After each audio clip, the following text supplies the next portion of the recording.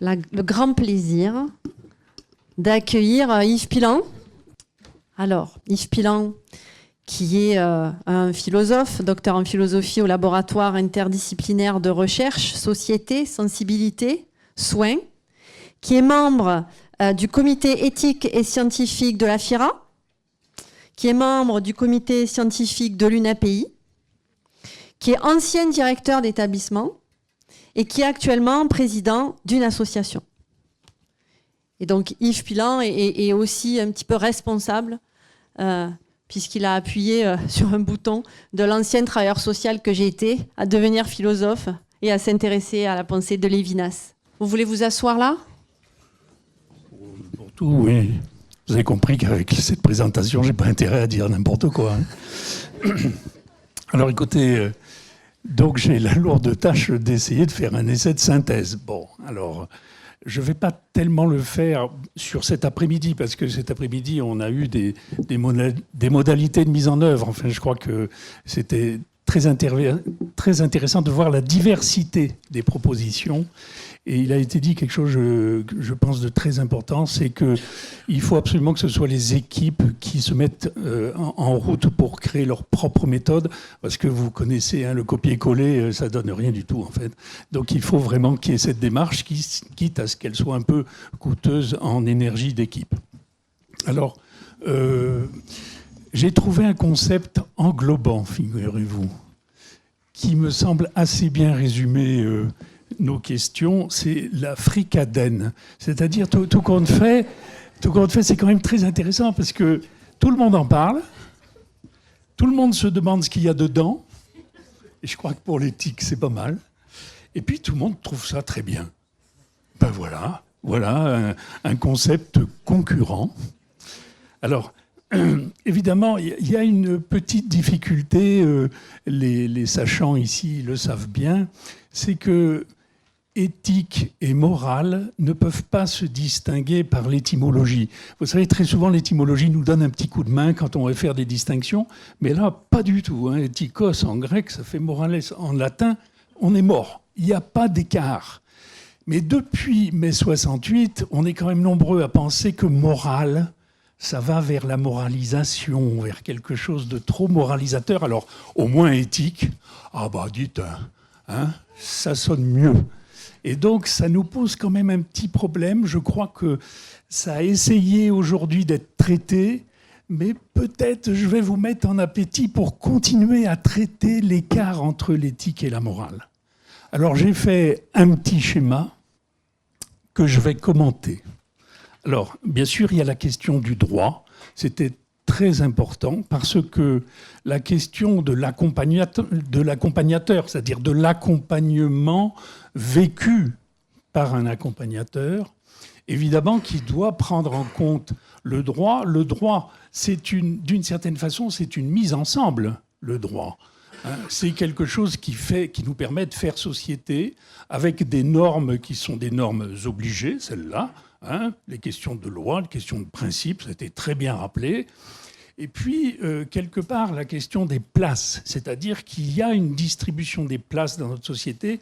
Et j'ai trouvé très, très juste cette idée d'une triple expertise avec le rappel que tout un chacun est un citoyen à part entière et pas un citoyen entièrement à part. Donc là, il y a la question de la triple expertise, la question de la morale. Ben, la morale, par exemple, elle touche directement la question des professionnels. Les professionnels ont une responsabilité morale bien avant la responsabilité juridique. Alors que quand on écoute aujourd'hui, avec ces effets de judiciarisation, on a tendance à entendre qu'il y a une préoccupation de responsabilité juridique. Mais la préoccupation, premièrement, elle est une responsabilité morale envers les personnes qui sont accompagnées. Et il faut le redire, la morale, c'est quelque chose de tout à fait indispensable. Je rappelle que la loi dit ce qui est interdit, elle ne dit pas ce qu'il faut faire. C'est la morale qui dit ce qu'il faut faire. Hein, Dieu sait qu'on a été éduqué avec des « il faut »,« tu dois »,« il faut ». Ben oui, mais tout ça, c'est la morale. Hein, et c'est quelque chose de très construit, de très culturel. Alors, dans le monde professionnel, la morale, ça s'appelle la déontologie. La déontologie, c'est une morale professionnelle. Et puis, au jour d'aujourd'hui, ça a été rappelé, on a les recommandations des bonnes pratiques. Si elles sont bonnes, c'est qu'elles sont morales. C'est simple. La morale, c'est le bien et le mal. C'est quelque chose où il faut avoir un guide pour nous repérer.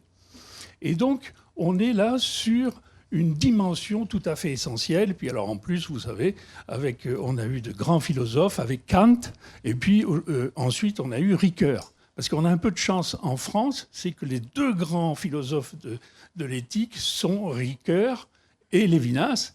Et Ricoeur articule très très bien morale et droit. Alors vous allez me dire, bah oui, mais alors il y a encore l'éthique. Ah oui, mais ça a été dit aussi ce matin. C'est-à-dire que la morale, elle va dégager des valeurs. Le propre d'une valeur juste pour Kant, c'est quand on peut l'universaliser. C'est-à-dire qu'elle est valable pour tout le monde. Ah oui, mais dites les exemples qui viennent d'être donnés, on entend bien que c'est du cas par cas, qu'on vient chercher quelque chose de la singularité, on vient chercher l'autre là où il est unique, mais pas simplement l'autre, mais aussi le professionnel qui est dans une situation où lui aussi, il est unique dans cette situation. Et c'est ça que vient chercher l'éthique, c'est-à-dire que, ça a été dit ce matin, en termes d'engagement. Ah mais dites, ça c'est autre chose quand même. L'engagement, c'est pas simplement des idées et des valeurs, c'est comment j'y vais, quoi. Comment je rentre dans une chambre, je sais que ça va pas être facile, mais je tiens à y aller, etc. Vous voyez, c'est quelque chose, presque, on pourrait dire, c'est du côté de nos énergies. C'est pas simplement des hémisphères nord, c'est quelque chose qui nous habite.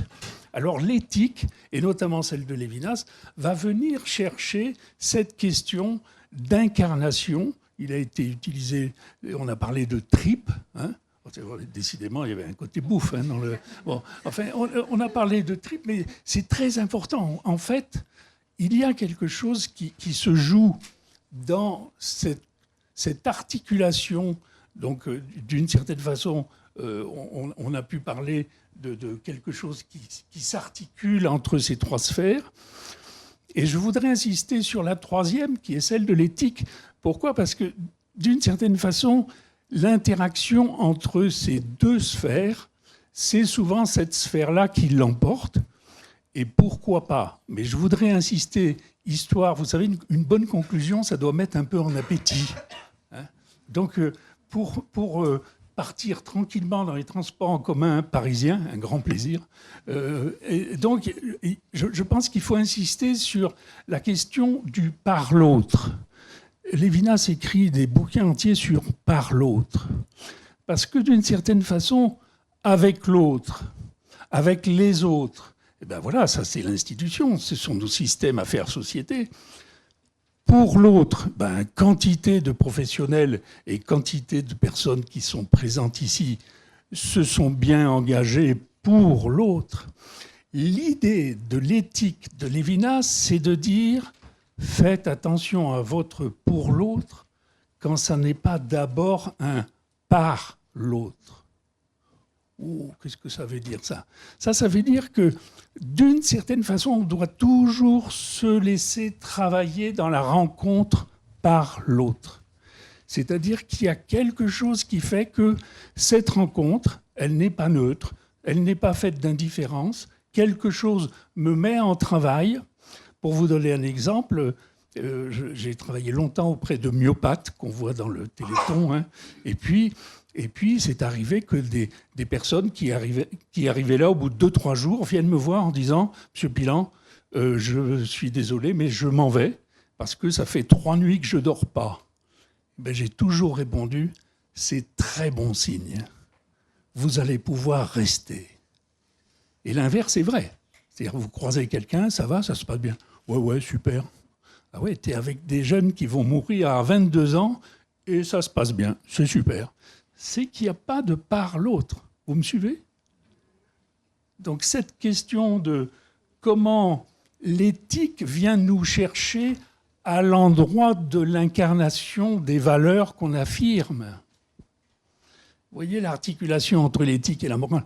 L'éthique vient nous chercher à l'endroit où on incarne les valeurs qu'on affirme. Là, si je demande à tout le monde une valeur importante, vous allez voir le respect, par exemple. Mais tout le monde est d'accord sur une valeur comme le respect. Oui, mais c'est quand même un problème, hein, parce que ça irait mieux le monde, puisque tout le monde est d'accord. Ah oui, mais comment chacun de nous trouve à incarner cette valeur? Voilà, c'est juste ce que je voulais dire pour faire une synthèse.